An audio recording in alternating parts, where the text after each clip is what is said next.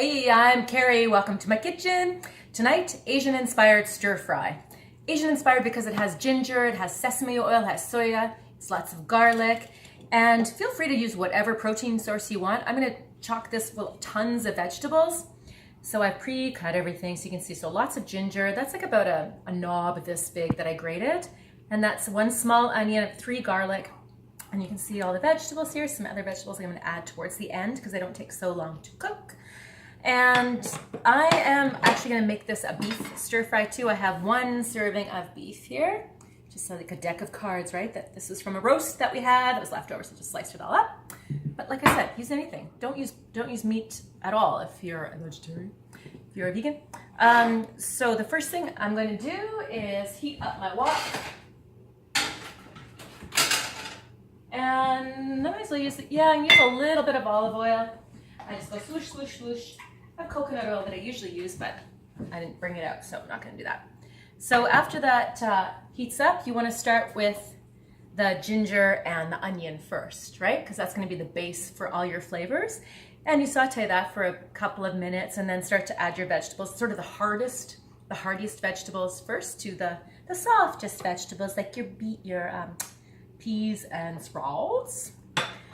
And then add your protein. This beef is already cooked, right? And I don't like my beef well done, so this is going to go at the very end just to sort of heat it up. And now the sauce. What are you going to do for the sauce? So I'm going to do my stir fry sauce in a mason jar. And I am following a recipe. I usually don't. I just sort of eyeball it all. But just for your use, it'll be easier to follow.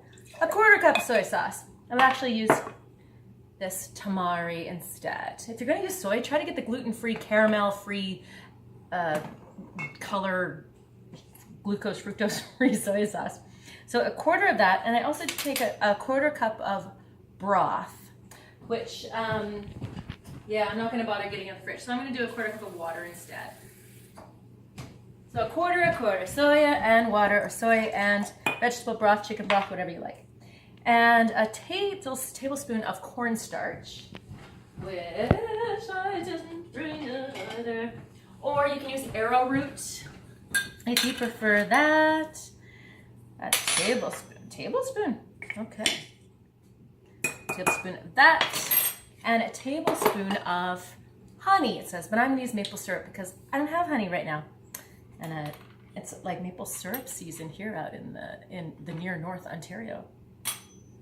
A big whopping tablespoon of that. I've seen like recipes, Asian-inspired stir-fry recipes with brown sugar as well. So whatever floats your boat, whatever you have on hand. And sesame seed oil. A teaspoon of this. This is pure. You get toasted, roasted sesame oil or pure. It doesn't really matter. And a teaspoon of that. So yummy. Now, the next ingredient is rice wine vinegar, which I usually keep in the fridge, but I'm out of right now. So I think a lemon will do instead. You just need an acidic, right?